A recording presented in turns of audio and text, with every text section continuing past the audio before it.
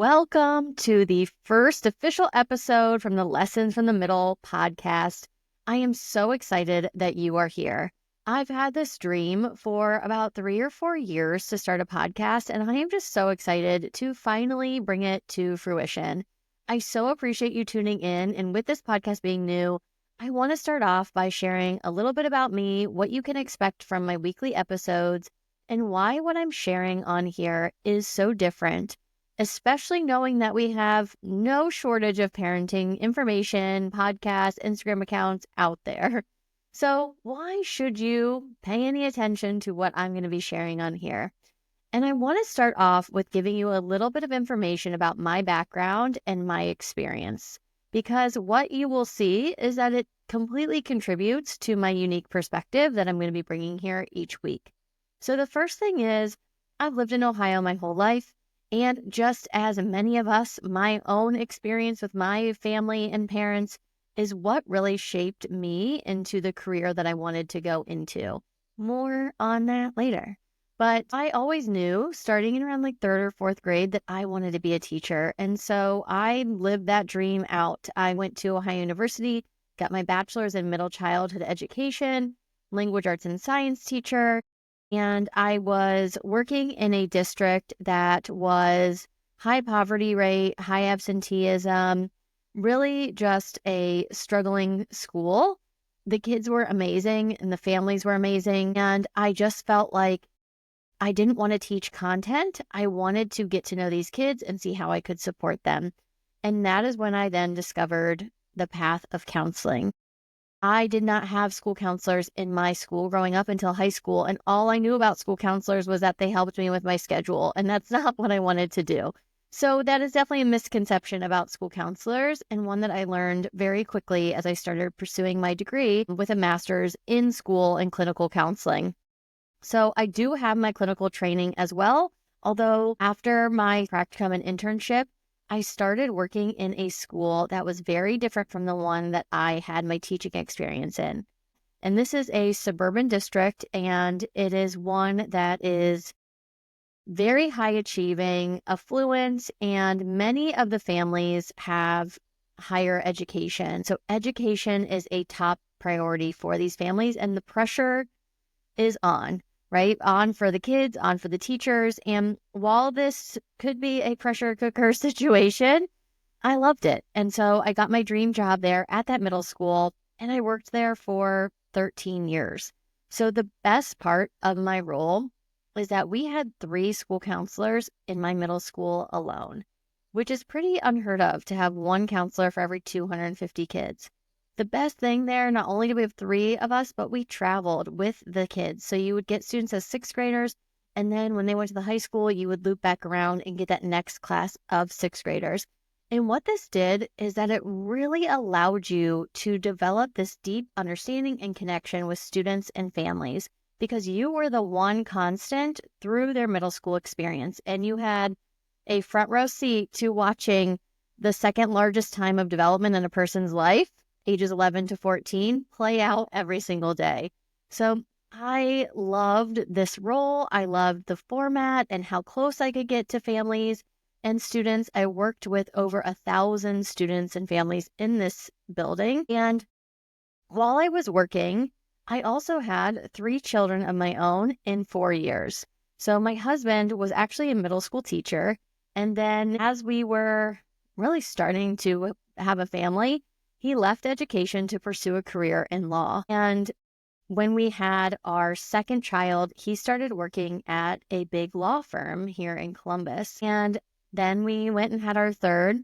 And while my third baby was easy, managing 3 little ones under 4 with a husband who was working insane amounts of hours at a big law firm, and you are also working, was very challenging. And that is when we just started to see that like things needed to change. How we operated needed to change in our family.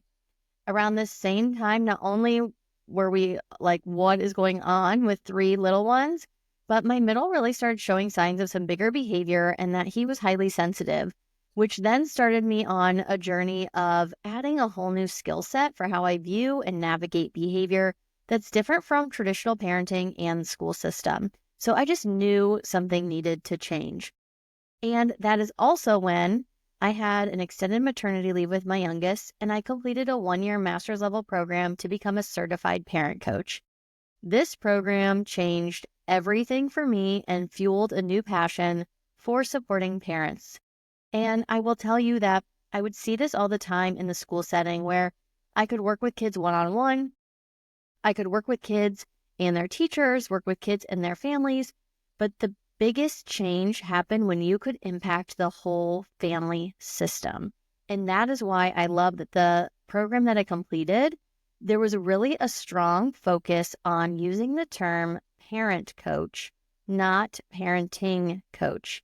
Because when we think about a parent coach, this is part of our role, this is part of our identity, this is just a part of who we are. But when we are working with a parent, we can look at the whole system. We can look at you as a parent. We can look at your children, your spouse, your partner, whoever it may be. But we are looking at that whole system versus a parenting coach. Parenting is a skill. These are things that we say or we do, the interactions we have with our kids. And it's very specifically focused more so on our child. And so I loved this focus that was very strengths-based and very intentional about thinking about the whole family system. Because again, when we can impact that whole system, that is where all of the change and growth can happen. So as you hear, I've had a lot of experience working with students and families in a middle school setting. I have my certification as a parent coach and 3 little ones of my own. My husband did actually end up leaving law because of the hours and went and pursued a career in business. So he has shifted around a lot to also figure out like what works for us as a family. But all of this experience together has really created my unique perspective. So in my role as a counselor, something that I have just really grown to appreciate about school counseling and the experience that I had is that I wasn't just seeing kids one-on-one when they were dropped off by a parent or when they were regulated. I was seeing kids at their best. I was seeing kids at their hardest moments. I was working with kids, who were anxious and didn't want to come to school, and I was going and getting them from their home or from the car. I was working with kids who were having panic attacks. It was just such a variety of settings, and it wasn't just one-on-one. I ran numerous groups, and such as Rocks, Ruling Our Experiences, which is really based on female empowerment, or things to study skills, right? Because as a school counselor, you are focused on 3 main areas: academics, social emotional, and career. So also thinking about, next steps of high school and beyond. So you are really challenged to think of the whole child. Because again, you have these 3 main areas you're working on. You're working with kids one-on-one in groups, also with their families. Sometimes it felt like I was working with the parents more than I was working with the kids. But all of this, as I said earlier, really allowed me to have a front row seat to child development during that large time of development. And I recognized through these 13 years and then having my own, there's so much that we can do to support our kids, to raise mentally healthy kids preparing for the teen years. The middle school years and the teen years get such a bad reputation, but there is a lot we can do to make this a more positive and connected time with our kids. And also, there is a lot we can do in the toddler and early school year ages to make this time better for everyone involved. I have 3 kids that are 6, almost 5, and 3. And there is so much that I am doing with them now to prepare for those tween and teen years. So you don't have to only tune into this podcast if you have a tween or teen. This is for anyone with a child from ages 3 to 14. So not only do I incorporate my counseling background and training, but also my strengths-based coaching approach and my passion of relational neuroscience and how it can support our families. So everything I am sharing here is real talk. Like, I am going to be sharing honest, relatable conversations all about the ups and downs of parenting and how to support us and our kids. Everything will also be practical tips and strategies, actionable advice that you can literally implement the second you end this episode. And my biggest thing that I want to focus on through all of this is building a community of families who are focused on raising mentally healthy kids, preparing for the teen years.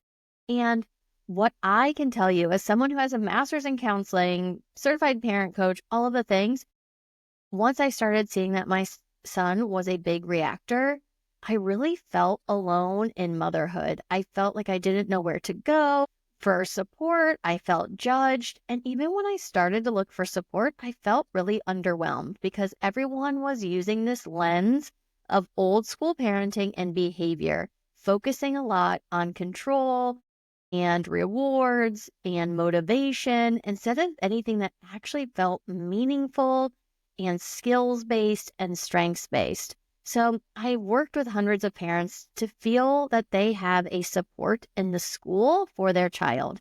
That was one of my biggest roles was I never wanted families to feel alone or that their child didn't have a place in the school building.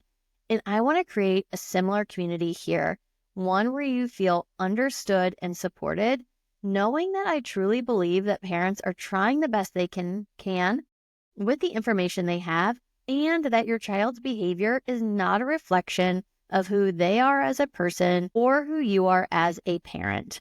So every week, I'm going to show up here and we are going to cover topics that pertain to the whole family unit. We're going to have hard conversations about things like behavior and technology and communication, mental health, as well as parenting styles and topics to improve your experience in parenthood. Nothing is off the table. I want to share all that I learned from working with kids for over a decade, watching the pendulum swing with technology, with parenting styles, as well as all that I have learned through coaching and as a mom of 3. We will be breaking free from the old school ways of viewing and reacting to behavior, moving from control, rewards, and motivation to approaching things through a lens of clarity, compassion, and connection, ultimately leading to more positive and lasting outcomes.